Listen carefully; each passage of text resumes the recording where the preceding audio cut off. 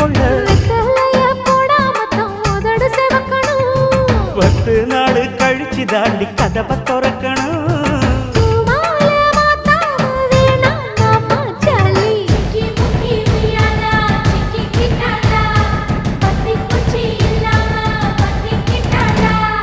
மச்சாங்கிட்ட முந்தானைய தந்து வப்பாளா,